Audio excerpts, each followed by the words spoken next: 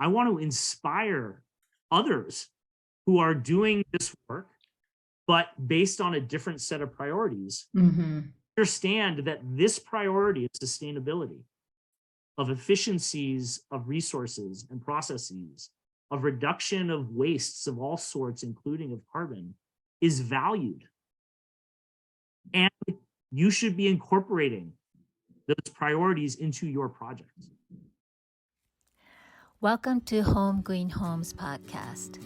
This is Izumi Tanaka. I am a green realtor and host of this show. My guest today is Steve Matloff. He's a sustainable real estate redeveloper as a CEO and founder of Tradicient, which is a business name that combines the words tradition and efficient.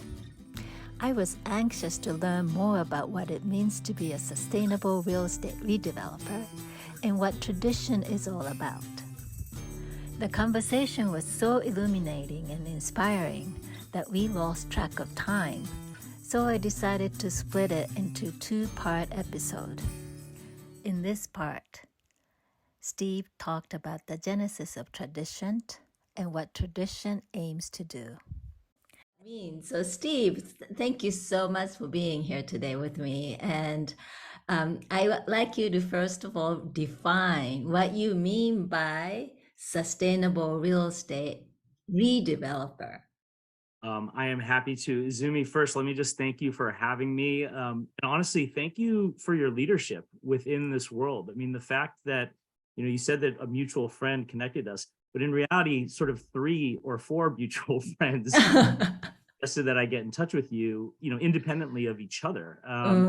Obviously, I've been really providing some extraordinary leadership in this world, and that is greatly appreciated. And I appreciate you including me in your efforts today. Thank you. So thank you.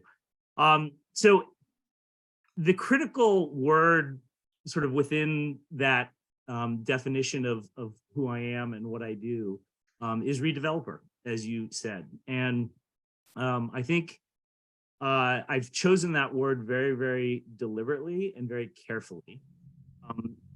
I believe that most of our built environment was designed and was developed originally for a very different world and very different times. And 20 years later, 30 years later, 50 years later, 100 years later, more than 100 years later, we are finding ourselves living in a very different world and a very different set of circumstances than when the environment was constructed. So we could actually create a really long list of sort of what falls into that, but we can look at population growth, right? I mean, population growth over the last 100 years has been tremendous.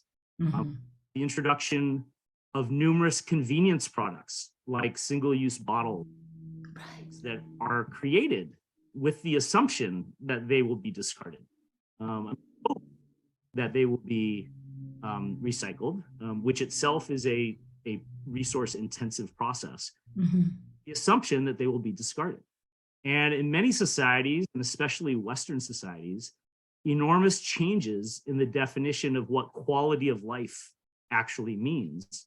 And as part of that new and evolved definition, an assumption about sort of significantly greater consumption compared to past generations. And so our built environment was just built, designed, developed for a different time. And we now understand that resources are limited.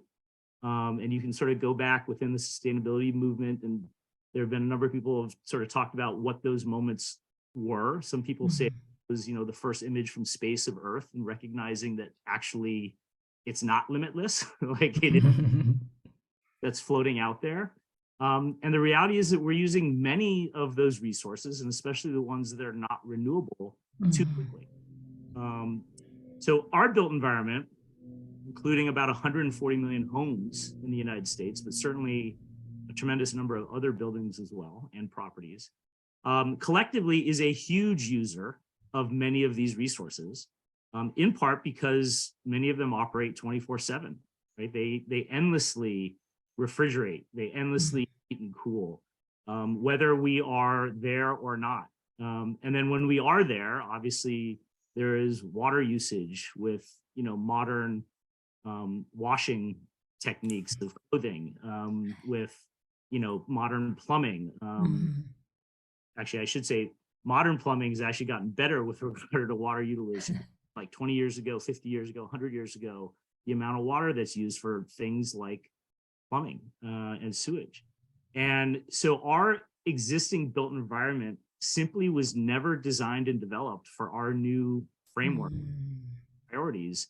And so they need to be redeveloped.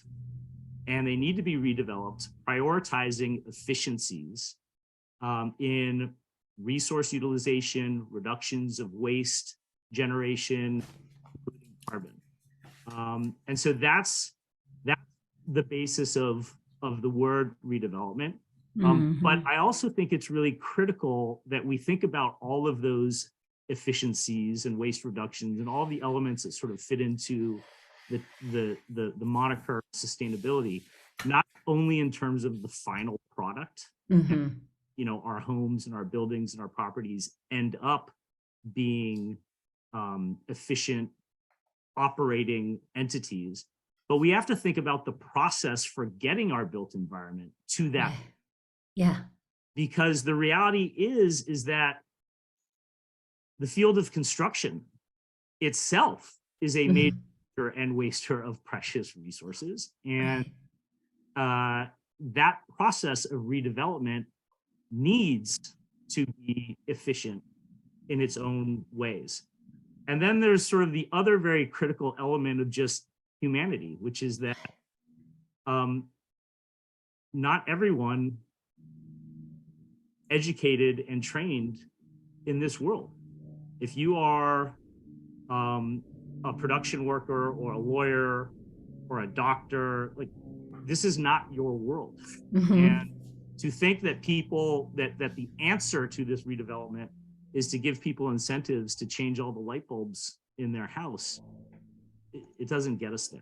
So that's the basis of redevelopment.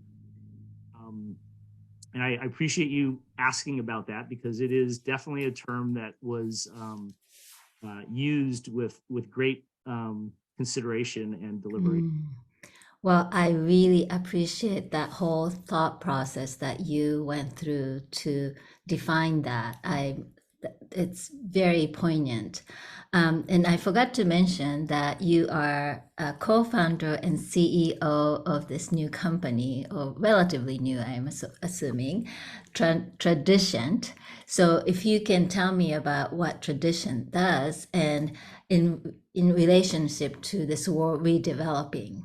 Because I know that there are many home builders these days that are specifically saying they're sustainably building, or they're practicing green building practice, but redeveloping. And from what I know of you, what you are doing, which I am going to have you tell us, is that you are not going out and buying plots and rebuilding from ground up. And so if you can tell me more about what Tradition is doing, why you formed this company. Right. So again, thank you for the question. I think I'd like to answer it starting with sort of what was the inspirations behind doing things the way that Tradicient is doing things. And I should mention that Tradicient is a totally fictitious word, which, many of my friends in the legal profession say, if you're going to start a company, the best way to come up with a name is to throw darts at a dartboard, because there's no, arguing over the name. But Tradicient is actually the combination of the word traditional and the word efficient. And the concept is to maintain and honor traditional form while implementing the priority of efficiency. So Tradition.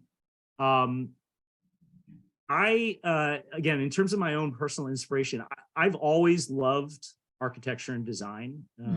Back to childhood, playing with Legos, designing, or Lego, actually, I should say. My would be very unhappy if I use the term Legos, which is plural. And thinking about spatial relationships and taking architecture classes actually as early as high school, and then again actually considering architecture as a domain to pursue, which I did not. But I've always loved architecture and design.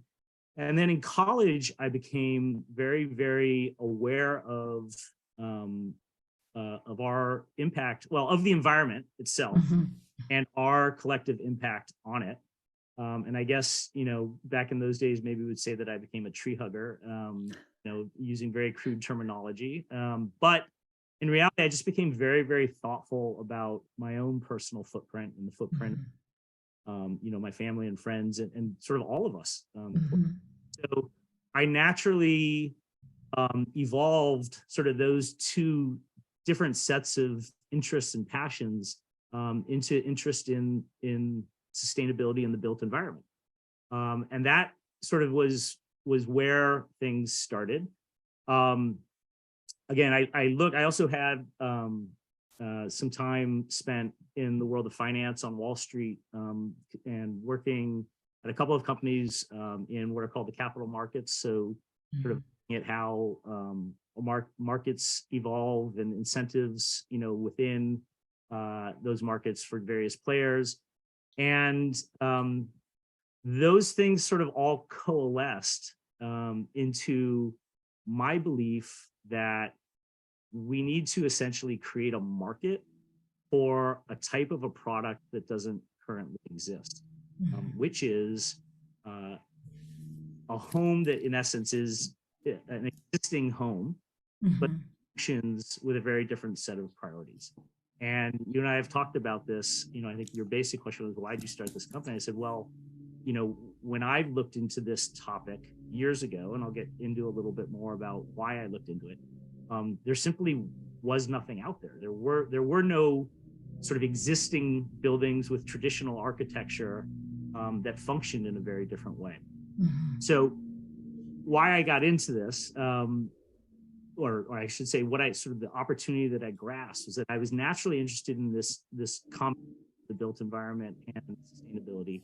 And in my own family, I actually grew up, I was brought home from the hospital and grew up in a home that was built in 1922 in Los Angeles, which, for Los Angeles is old. For other parts of the country, yes. For Los Angeles, it's ancient. And it was, my home, a very sort of traditional, actually, when we spoke with architects about, what the style was, we got a couple of different answers. Some people said it's sort of quintessentially kind of California from the 20s. On, some details, it could be, a Tudor, or it could be this, or it could be that, but very much, a traditional. And just because of some family dynamics, my parents were, getting to a point where the house was just too much for them. We were coming to a transition point with the home. And, I spoke with my family. I said, hey, I've got this about taking old homes, honoring their old historical characteristic, making them, from a form perspective, work according to sort of modern expectations for how we live, and making it function really, really efficiently. And so I started looking for professionals that actually did this work, that would take structures, would maintain their aesthetic, not necessarily keep them exactly as they were, but honor their historical characteristic, but make them really efficient. And I couldn't find any.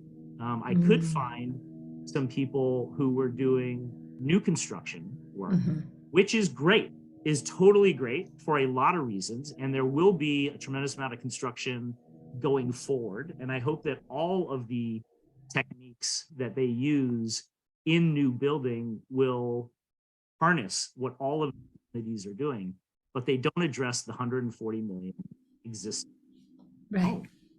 And one approach, again, if you think about the process of redevelopment of the entire built environment, one option, I believe, cannot be considered, which is wiping everything clean and starting from scratch, because the amount of waste that that would generate would just topple us completely. So the challenge becomes, how do you maintain as much of the existing built environment, all of it, but how do you maintain as much of it as possible? Because it may not have been designed and developed efficiently to start, but again, from the world of finance, it's a sunk cost. It exists, it is now in place. And the one thing we can't do is scrape clean 140 million homes and put up, you know, new structures built in any different number of techniques, including prefab and whatnot. We need to renovate and retrofit the existing market. So we did this. We endeavored to do this with our old home. My goal was to get it to basically the highest level of sort of third-party authentication certification. At the time, there's been sort of an explosion of different third-party sort of certifications that are out there. Yes. U.S. Green Building Council's LEED platform has been one that's been around for a while, and certainly was around, you know, a decade ago as we sort of endeavored to get into this work. And so I really kind of set a question for myself, which is, could we actually make a 100-year-old property a LEED Platinum home, which is the highest level of certification, as you know? I really did not know. I actually did not know. But, you know, I wanted to do it to our home. And so I did go out and I found individuals who didn't do that exactly, but they did things kind of on the margins. So Living Homes, which Steve Glenn did, had created the first LEED Platinum home in the US over on Los Angeles. And Steve was actually one of the connections, you know, between you and me. Yes. I got in touch with Steve, who I sort of knew, and I said, hey, what do you think about this concept? He said, it's not what we do, but it's important. It's really, really important. And we would be willing to step outside of sort of our traditional work of doing kind of prefabricated design and build work. And Steve has now evolved that company into Plant Prefab, which is dealing with prefabrication, sort of like modular housing and other structures, multifamily and whatnot. But Living Homes ended up being the architect of record for our home. I reached out to a GC who had no previous experience with like point accumulation standards for certification.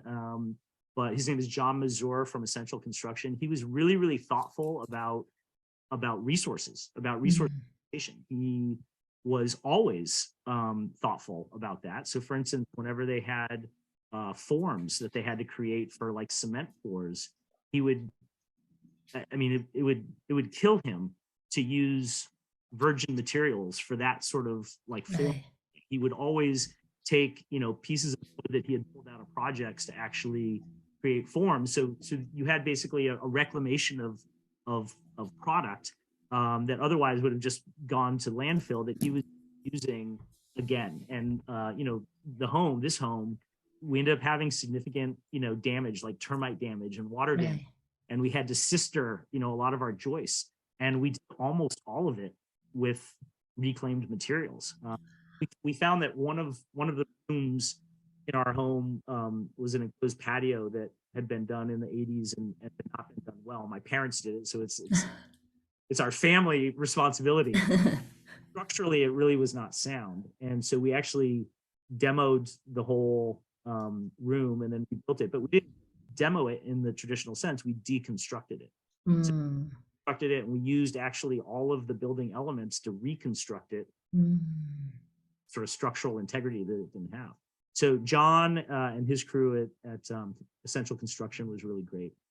And then we found, you know, a green raider. I mean, Living Homes helped us through the process of finding a green raider, which is a woman named Shelley Collier, who's moved on from green rating, but was like really a guru and actually educated a lot of other green raiders. So that was kind of the experience of my sort of dipping my toe in and learning that actually no one really does this. And so our home became a demonstration project. basically feasibility. Like, is this doable? It's not doable. I wanted people to enter our home and appreciate how responsible the home is, but only appreciate it for its form. Right. Me, that is like, if literally someone comes in and they cannot tell a difference between our home and, another 1920s built home that, cannot register a score on a blower door test and whatnot, other than the fact that we've got like a LEED platinum plaque. To me, that is sort of the holy grail. The product that they have always wanted in terms of form, but with a function profile that doesn't exist anywhere else. And so that's what Tradition was created to do. And it really stemmed from this home being a demonstration project and achieving LEED platinum status. And the USGBC LA chapter ended up recognizing us with their, actually I've got the Sustainable Innovation Award for water conservation. So it's the home has been recognized in a number of different ways, which has been really nice. And it really is, I mean, it's great to be able to go out to do another home and say, we just want to replicate what we did here. We want to sell it. And there's a whole nuance to why I believe that moments of transition and the moment of sale is important. I'm happy to discuss that right now if you want me to, as a vision for Tradition, or if you want me to hold off on that. Well, so the thing about this is that as a real estate agent, especially as a green realtor, I have always been on the search of homes that are, quote unquote green. But typically, most of the green homes that are, whether certified with LEED or any other third-party certification, those are mostly people like what you did to your family home. And they do that, they would do renovation or new construction, whatever, in a very green, sustainable manner. But for them to stay, it's Yes. for a long time. What I call personal use. Exactly. Basically a personal use passion project. So that's I have been searching for people like you who would be taking older homes and turn them, just for the lack of better word, green renovation, and put it back on the market. So yes, I would love to hear what the vision is for Tradition, and you do have two partners whom I had an honor of meeting yesterday. So tell me about how you and your partners got together, and what your guys imagined that you were gonna do. Yeah, so I'll answer both those questions. I'll talk first about partners, and then I will talk about sort of this element of how do we move beyond personal use. The personal use, what I would call the personal use trap. Right. Because, again, going back to my finance days, there are some significant downsides to projects that are done but are only held for personal use, like our home. Right. So I fall into that trap myself. So let me talk about my partners first, though. So again, this home was very much intended to be a demonstration. We have utilized it in that way. We invite people into our home all the time. We host various communities that we've been, part of. We host new communities for us, whether it's sort of like, sustainability groups that might be regionally focused. It can be, school affiliated groups, whether it's our kids' schools or our own alma maters or whatever it may be. And so people come through here a lot. Probably not as much as we'd like, but still, especially given the last 3 years in COVID, obviously. Yes. But we definitely try to host things for the community. And we're generally community minded. So, one of the things that we did in sort of redesigning this home was we had in mind a space where sort of community could gather. And that's for some people, it's not for others. It is definitely for us. We like to be a gathering place for community. And so my two partners, John Claflin and Josh Kymack, were each part of two different community groups that came to the home. And I always share a little bit about the home and the work, and people, often comment on it, and we get into sort of the green elements, and they're sort of, surprised. And John and Josh both have very significant backgrounds in the real estate industry. On as a designer and doing construction management for really high-end homes here in Los Angeles, Bel Air, Hollywood Hills, Hancock Park area, out in the Valley, Hidden Valley, and also on the East Coast. His sort of specialty is what he calls historical styles for modern living. And so it very much makes sense that as we started sort of sharing, and again, he was literally here with his kids for like a Halloween, actually totally separately is something that you would enjoy. We do something with one of those communities where we reclaim materials and have someone that is a maker who graduated, a year behind me, kind of comes and helps kids and families make, costumes for the holiday. All reclaimed materials. And so John showed up to one of those and we started talking, and he was really intrigued. And not surprisingly, like, he does and has done the form side, right? Traditional form, modern living. And so we started talking, and that evolved. Totally separately, Josh Kymack was and is part of a different community that we're involved with, and showed up to the home. And his background has been in real estate acquisition and financing, construction management, pulling together investor groups to invest in these projects, either for sale or for hold and lease, asset management, property management. And he founded something called Cash Flow Club, and he's the founder of JMK Real Estate Services. He has history on the brokerage side as well at Marcus and Millichap, in the past. And so he also was very, very intrigued by this. He always said that, he is very thoughtful about the environment in his existing projects, but never to this level, never make sort of the efficient function part of Tradicient a core priority in this way. And so the two of them, totally independently from each other, sort of continued our conversations and said, hey, we'd really like the project.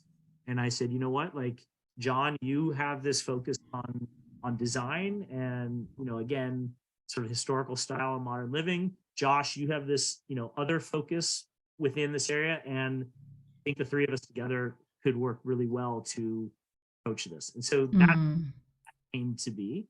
In terms of, again, kind of what part of the sales pitch was that interested them. I will say this issue of sort of personal use versus sale, critical to me, given my finance background. So it's virtually impossible to establish markets unless you are able to establish value. Things, whether they are, products or equities or anything, you need to have the establishment of value.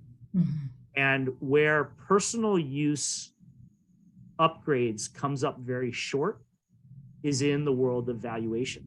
Because if you change all the light bulbs in your house to LEDs, or you install, a solar array that offsets, 50% of your utilization, or 100% of your utilization, if you're just sitting in the house and using it, no one ever says, well, there's value in that. And to me, that has always been the major shortfall, which is there are LEED Platinum homes, passive house homes, and you and I have talked about Pearl certification. Like these places exist, but I have yet to see any. And I'm not saying they don't exist. And in fact, if anyone exists and they know of them, I hope you will get in touch with me.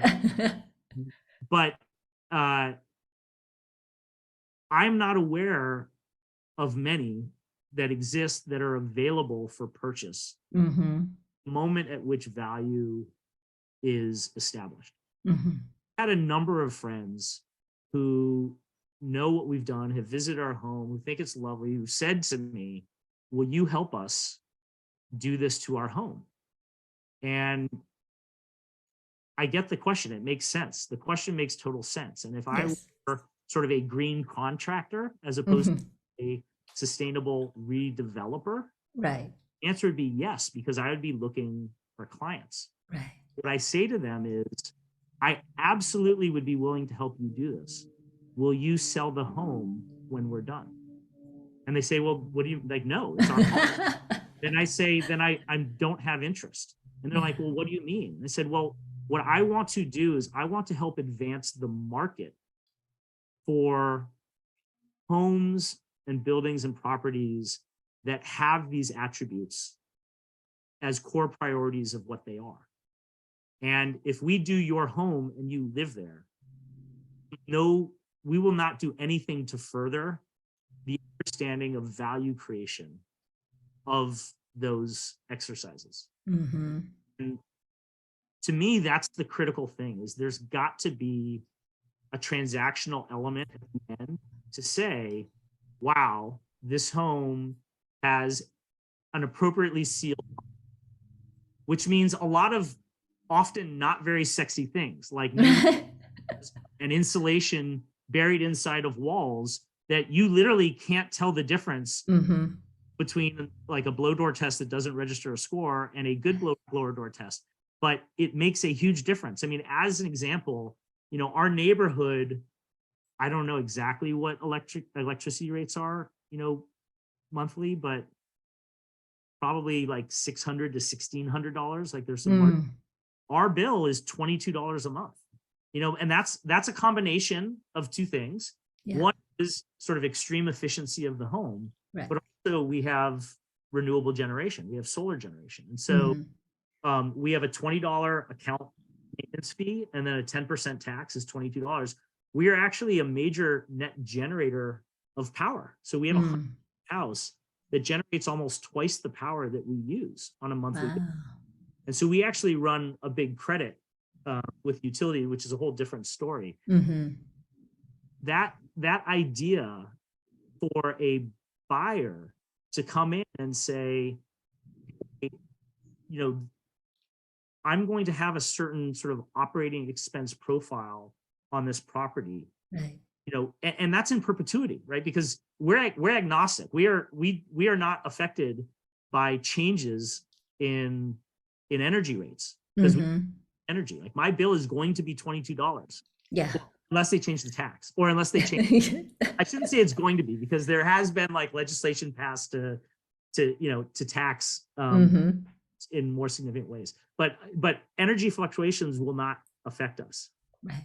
That in and of itself has huge value. And so for someone to look at a property like this and say, I think that's worth $10, and someone else to say, I think it's worth $10.50 and $11, to me, that's the critical element. Yes. And a lot of friends also, I went to business school, a place that's sort of very hard charging, type, like all of us are type I